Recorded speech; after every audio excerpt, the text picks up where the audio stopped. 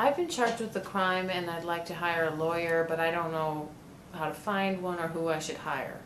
What I recommend for someone who's looking to hire a private lawyer is that you contact a couple of different lawyers and ask them to have a free consultation. I myself give free 30-minute consultations, and many people take advantage of this.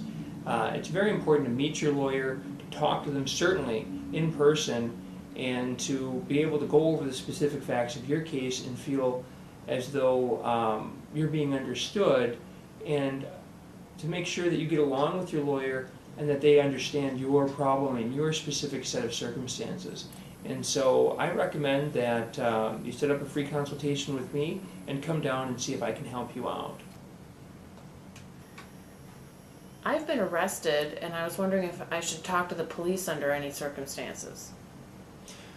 Well, it's a common question that people ask, and there's a tendency when you've been arrested or charged with a crime to talk to the police because you feel as though explaining the situation could make it so that they would either dismiss the charges or would somehow help how the case goes in the future. But it's absolutely my advice that under no circumstances, after charging or any time that you believe that you are a suspect for a crime, that you ever talk to the police without a lawyer present. And so if the police show up at your door, you can ask them, am I a suspect in this case? And if the answer is yes, then you do not have to speak with them. It's your constitutional right, and under no circumstances do I recommend that anyone speak to the police without a lawyer present. I've been charged with a crime and I just can't do any jail time. Is there any other option for me? Well, certainly a lot of people who are charged with crimes don't serve any jail, and many people I represent don't go to jail even in fairly serious crimes, and oftentimes even in felony cases. My clients won't serve any jail time. But of course, each case is very fact intensive.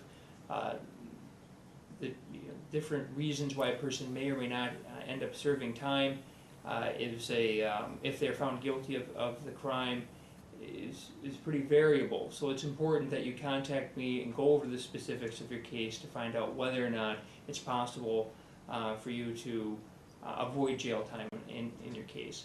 But I would definitely say that for many people, there is a way to work a case out and so they can avoid jail time. I have a pretty extensive record. How is that going to affect the outcome of my current charges?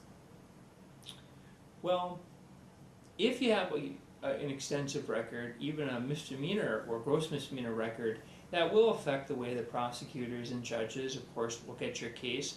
And if you have a felony record and you're charged with a felony, then you have some number of felony points on your record, then that will very specifically change the way that your case is sentenced should you be found guilty at their jury trial or trial to the court, or if you end up pleading guilty.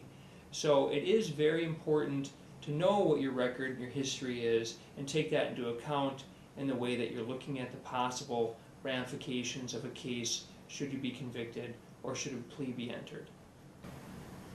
I've been charged with a crime and I believe that I'm innocent. What should I do?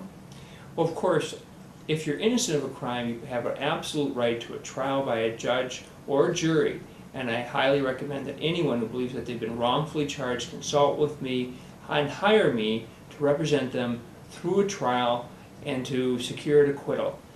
There's absolutely no reason that anyone who's been charged with a crime and who's innocent of that should ever agree to plead guilty.